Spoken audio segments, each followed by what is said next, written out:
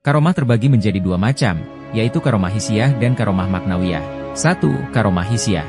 Karomah hissiyah adalah karomah yang dapat disaksikan oleh orang-orang awam. Contohnya, mengetahui isi hati seseorang dan memberitahukan sesuatu yang sudah terjadi atau akan terjadi. Selain itu, kemampuan berjalan di atas air, memperpendek jarak perjalanan, menghilang dari pandangan mata, dan dikabulkannya doa dalam waktu dekat juga termasuk contoh karomah hissiyah. Biasanya, jenis karomah ini muncul dari anggota tubuh seseorang yang meliputi mata, telinga, lisan, tangan, perut, alat kelamin, kaki, dan hati. 2. Karomah maknawiyah. Karomah maknawiyah adalah karomah yang tidak dimengerti oleh orang-orang awam. Namun, karomah ini hanya dipahami dan dirasakan oleh orang-orang alim saja.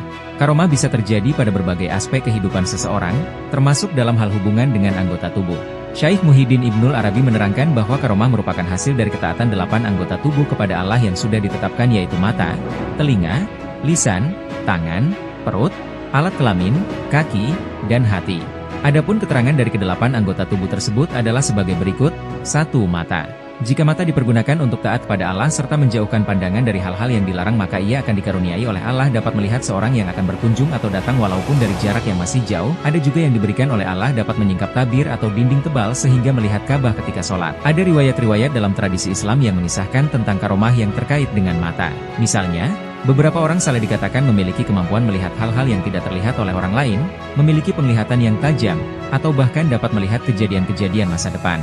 2. Telinga. Telinga juga dapat berhubungan dengan karomah. Beberapa orang saleh dikatakan memiliki kemampuan mendengar suara-suara atau wahyu dari Allah yang tidak dapat didengar oleh orang lain. Mereka juga dikatakan memiliki pemahaman yang lebih dalam terhadap pesan-pesan spiritual. 3. Tangan. Karomah juga dapat terkait dengan tangan. Ada cerita-cerita dalam sejarah Islam yang mengisahkan orang-orang saleh yang memiliki kekuatan atau kemampuan luar biasa dalam melakukan tindakan-tindakan khusus dengan tangan mereka. Misalnya, mereka mampu menyembuhkan orang sakit dengan sentuhan atau melakukan tindakan-tindakan yang menakjubkan secara fisik. 4. Lidah. Karomah lidah terkait dengan kemampuan seseorang untuk berbicara dengan kebenaran dan kebijaksanaan yang luar biasa. Beberapa orang saleh dikatakan memiliki kemampuan untuk berbicara dengan bahasa yang dipahami oleh semua orang, meskipun mereka menggunakan bahasa yang asing atau tidak dikenal. 5. Perut. Apabila manusia mampu menjaga perutnya untuk selalu taat kepada Allah, niscaya perutnya akan terjaga dari makanan-makanan yang syubhat dan haram. Seperti halnya yang dialami oleh seorang wali Allah, yaitu Al-Harits Al-Muhasibi. Setiap kali apabila dihidangkan makanan yang syubhat ataupun haram, Allah kasih tanda kepada dirinya, yaitu tangannya selalu berkeringat dan terasa dingin. 6. Alat kelamin.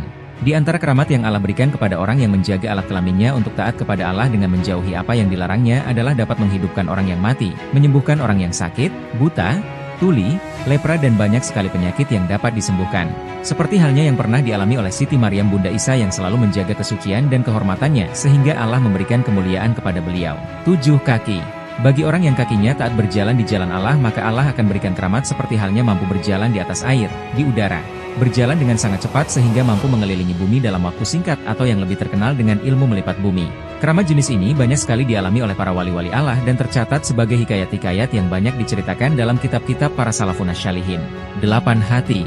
Semua karamah yang ada pada anggota tubuh berawal dan bersumber dari hati, karena hati memiliki peranan penting dalam menggerakkan anggota tubuh, dan mustahil seseorang mendapatkan keramat dari semua anggota tubuh apabila dia tidak menyucikan hatinya terlebih dahulu.